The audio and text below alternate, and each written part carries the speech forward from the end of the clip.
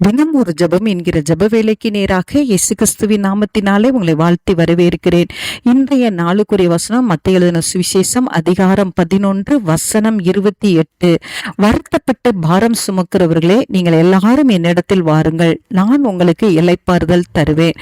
நாம் யாவரும் கண்களை மூடி தேவனை நோக்கி ஜெபிப்போம். எங்களை நேசிக்கிறதான நல்ல தகப்பனே, இந்த நாளுக்காக ஸ்தோத்திரம் ஆண்டவரே. கர்த்தர் கொடுத்த புதிய நாளுக்காக நாங்கள் நன்றியோடு துதிக்கிறோம், ஸ்தோத்தரிக்கிறோம் ஆண்டவரே.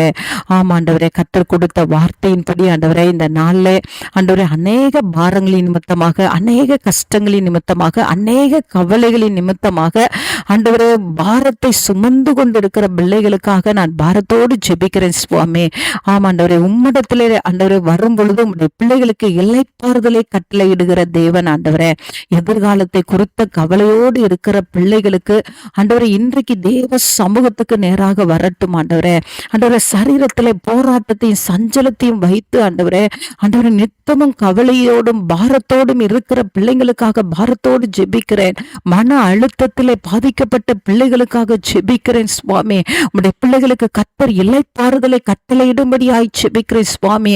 வியாதி நிமித்தமாக ஆண்டவரே வயது ஆண்டவரை ஏறிக்கொண்டு போகுவதனால் ஆண்டவரை பலவீனத்தின் நிமித்தமாக ஆண்டவரை சரீரத்திலே ஏற்பட்ட ஆண்டவரை அப்பா உமக்கு ஸ்தோத்திரம் நோவுகள் நிமித்தமாக ஆண்டவரே இந்த நாளில் உம்முடைய பிள்ளைகள் யாராவது ஆண்டவரே கவலையும் வருத்தத்தை அனுபவித்துக் கொண்டிருந்தால் ஆண்டவரே கர்த்தாவே உம்முடைய சமூகத்துக்கு வரட்டும் ஆண்டவரே. இளைப்பாறுதல் தருகிற தேவன், விடுதலையை தருகிற தேவன், சுகத்தை கட்டளையிடுகிற தேவன், நன்மையை அருளுகிற தேவன் அப்பா. உம்முடைய பிள்ளைகளுக்கு கர்த்தர் அற்புதங்களை நீ செய்தருளும்படியாய் நான் ஜெபிக்கிறேன் சுவாமி. உம்மிடத்துல வந்த ஒருவரையும் நீங்க புறம்பே தள்ள மாட்டீங்க. உம்மிடத்துல வந்த ஒவ்வொருவருக்கும் விடுதலை உண்டு சுவாமி. உம்மிடத்துல வருகிற ஒவ்வொருவருக்கும் இளைப்பாறுதல் உண்டு.